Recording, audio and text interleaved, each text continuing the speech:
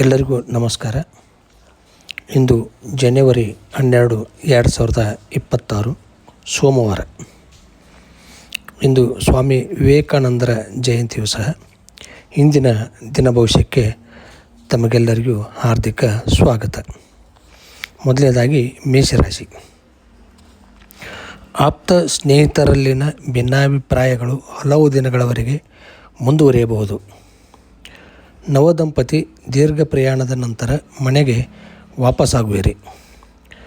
Mobile ಮಾರಾಟಗಾರರಿಗೆ ಈ ದಿನ ವಿಶೇಷ. ವೃಷಭ. ತಪ್ಪುಗಳನ್ನು ಮುಚ್ಚಿ ಹಾಕುವ ಸಲುವಾಗಿ ಬೇರೆಯವರ ಮೇಲೆ ವೃಥಾ ಆರೋಪ ಹೊರಿಸುವಿರಿ. ಆಸ್ತಿ ಖರೀದಿಸುವ ಅಥವಾ ಮಾರಾಟ ಮಾಡುವ ವಿಷಯದ ಮಾತುಕತೆ ನಡೆಯುವುದು. ಮಿಥುನ. ವೈಯಕ್ತಿಕ ವಿಚಾರಗಳಲ್ಲಿ ಅನ್ಯರಿಂದಾಗುವ ಒತ್ತಡಗಳಿಗೆ ಸಿಲುಕಿ ಕೊಳ್ಳುವುದನ್ನು ತಪ್ಪಿಸಿಕೊಳ್ಳಬೇಕು.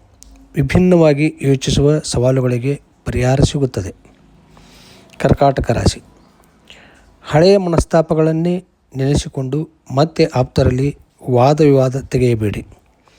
ಪ್ರತಿಭೆಗೆ ತಕ್ಕ ಉದ್ಯೋಗ ದೊರೆತು ಸಂತಸವಾಗಲಿದೆ. ಮಹಾಲಕ್ಷ್ಮಿ ಪೂಜಿಸಿ ಏಳಿಗೆ ಹೊಂದುವಿರಿ. ಸಿಂಹ.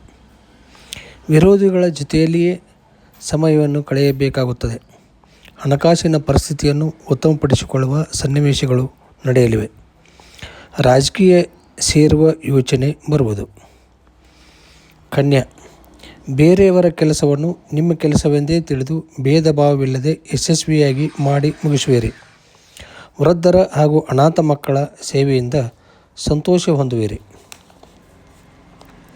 ತುಲಾ.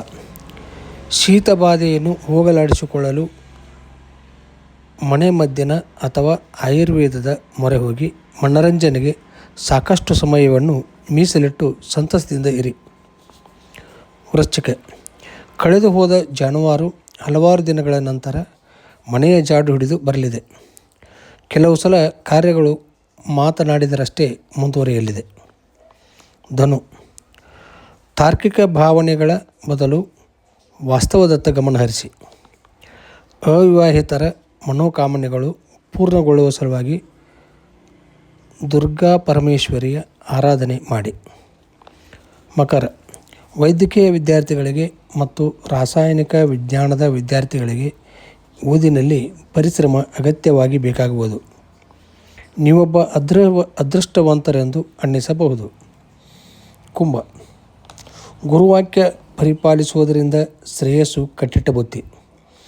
ಅರ್ಧಕ್ಕೆ ನಿಂತ ಎಲ್ಲ ಕಾರ್ಯಗಳು ಪುನಃ ಚಾಲನೆ ದೊರೆಯಲಿವೆ. ಉದ್ಯೋಗದಲ್ಲಿ ಸ್ಥಿರತೆ ಮತ್ತು ಧನಾನುಕೂಲತೆ ಇರುತ್ತದೆ. ಮೀನ. ಅಧಿಕಾರಿಗಳಿಗೆ ಬೇಡಿಕೆಗಳನ್ನು ಸ್ಪಷ್ಟವಾಗಿ ತಿಳಿಸಿದರೆ ಬಯಕೆ ಈಡೇರುವುದು. ಸಂಘ ಸಂಸ್ಥೆಗಳಲ್ಲಿ ಅಥವಾ ಗ್ರಾಮೀಣ ಬದುಕಿನಲ್ಲಿ ಅಧಿಕಾರ ಸಿಗಲಿದೆ. ಕುಟುಂಬದ ಸಮಸ್ಯೆಗಳನ್ನು ಪರಿಹರಿಸುವಿರಿ. ಇಂದಿನ ದಿನ ಭವಿಷ್ಯ ಕೇಳಿದರೆ ಮತ್ತು ನಾಳಿನ ದಿನ ಭವಿಷ್ಯದೊಂದಿಗೆ ಮತ್ತೆ ಭೇಟಿಯಾಗೋಣ. ನಿತ್ಯ ಭವಿಷ್ಯಕ್ಕಾಗಿ ನಮ್ಮ ಚಾನಲನ್ನು ಸಬ್ಸ್ಕ್ರೈಬ್ ಆಗಿ. ನಮಸ್ಕಾರ.